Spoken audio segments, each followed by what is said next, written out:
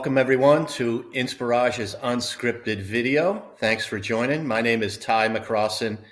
I'm a Senior Solution Director here at Inspirage. I represent our logistics management practice, and we support Oracle Transportation Management, Global Trade Management, and Warehouse Management. So again, thanks for joining. Today I have a special guest, a good friend of mine. It's Oracle's Chris Peckham, and Chris is a Senior Principal Product Manager in Oracle's Product Strategy Group. Chris and I have worked together for years. Chris, thanks for joining. Absolutely, Ty. Thanks for having me. Pleasure to be here. Great. Thank you, Chris. So, Chris, before we jump into some of these hot topics, can you share your background with the audience? Yeah, sure. Happy to do that, Ty. So I'm a Director of Product Strategy here at Oracle, where I've been since 2010.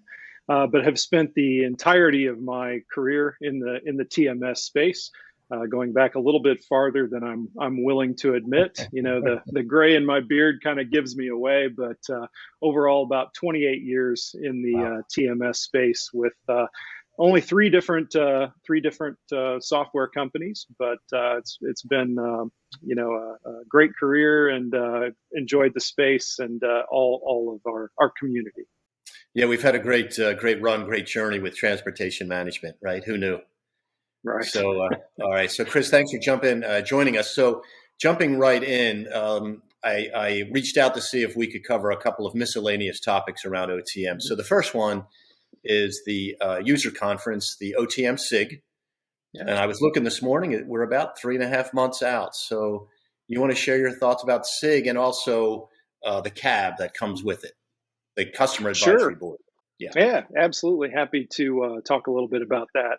So the SIG, which stands for Special Interest Group, just to unravel that mystery. A lot of people know of the SIG, but they don't know what that acronym stands for. So Special Interest Group. One of the unique things about the SIG that I think a lot of people don't realize is that it is not an Oracle event. It is actually organized and executed by a group of volunteer customers and partners, which I think really speaks to the strength of the community around this product, that you've got a group of people who is invested enough in the product that they're willing to volunteer their time to help, put on an event like this for other customers. But it's a great event. It'll attract, I would guess, 450 to 500 people all under one roof, all there to learn about OTM, Oracle Transportation Management, and Global Trade Management. There's now a track for global trade customers. Mm-hmm. And, despite it sounds like a lot of people, but it's still a very close-knit group. It's kind of one of those events that, there's a lot of people there, but yet everybody kind of knows one another. A lot of people go way back with this product to its inception, and know one another, but also a very welcoming group. We always want to see new blood and see new customers coming along and joining that conference. It really is a terrific event. I've never heard anyone have anything but positive things to say about their experience at the SIG, and the fact that people come back year after year, I think, is a testament to that. Now, you mentioned the CAB. The CAB is our Customer Advisory Board.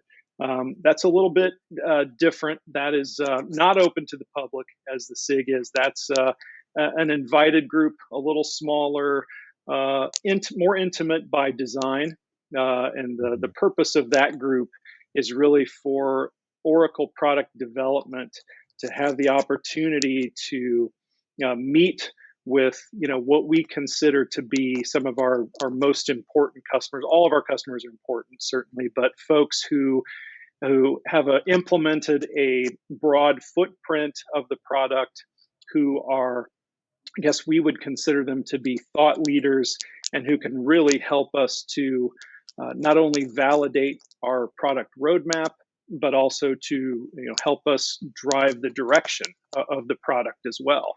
So that smaller group really enables us to facilitate more meaningful conversations about the product. You get the group gets too big, it gets a little difficult to manage. So that's the reason we try to keep it relatively small, so we can have a good interactive dialogue and have a representative cross-section of our customer base but we do use and leverage that group quite heavily to, tell us where we need to go, validate the things that we're doing, kind of advise us on where we need to go, and then also kind of help us flush out some of the details of that. And so we leave that meeting. It's a once a year meeting that convenes right after the conclusion of the SIG.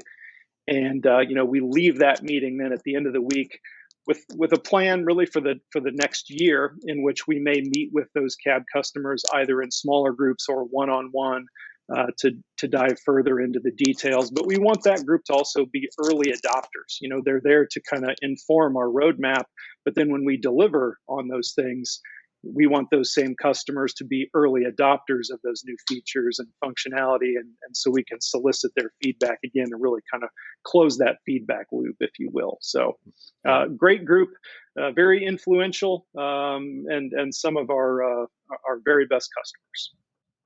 So, Chris, I was thinking before we got on the air that I believe the first SIG or user group that we put together, it might have been G-Log back in 2005. So here we are 18 years later. Yeah. And of course, I was Oracle sales for 15 years. So I've always appreciated the volunteers and the user conference, but I also appreciate the work you do with the CAB, right?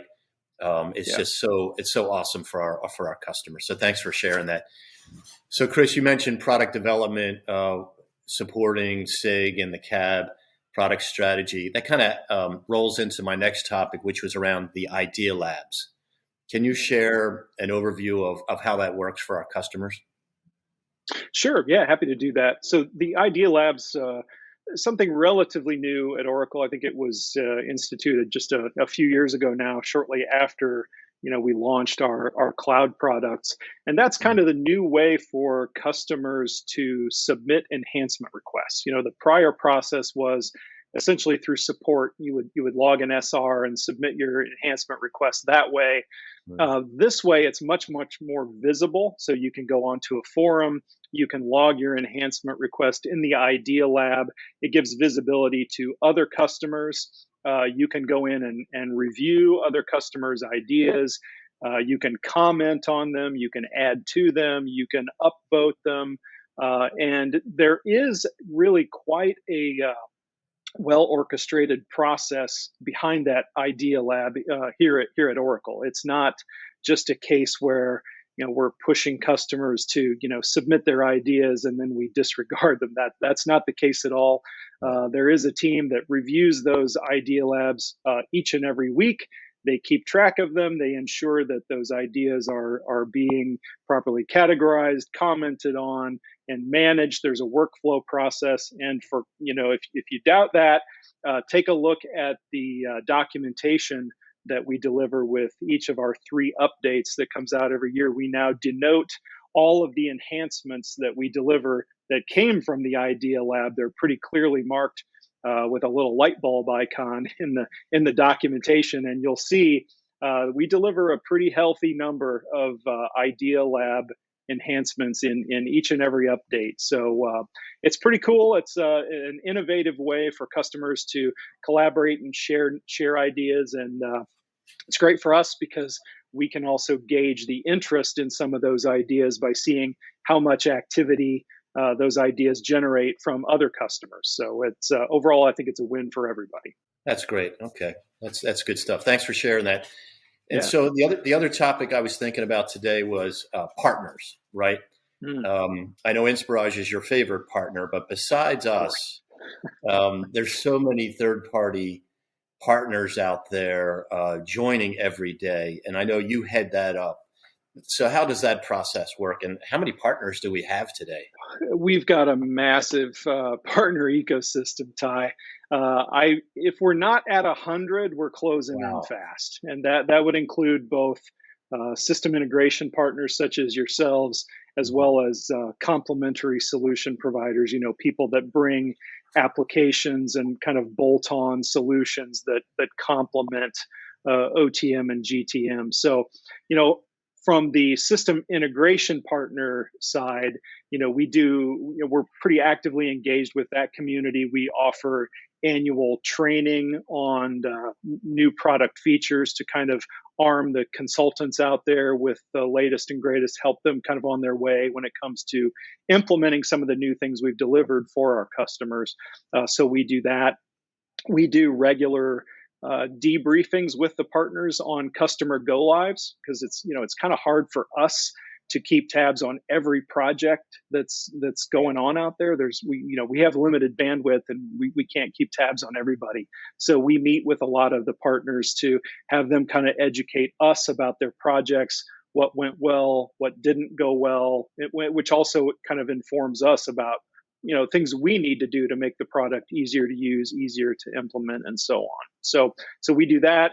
On the ISV side, the complementary software vendor side of things, we just kind of help them navigate the product ecosystem, because for the uninitiated, just managing that Oracle machinery and kind of navigating that, as well as kind of getting a foot in the door in the product ecosystem, can be challenging for the uninitiated. So we can kind of guide them along that journey.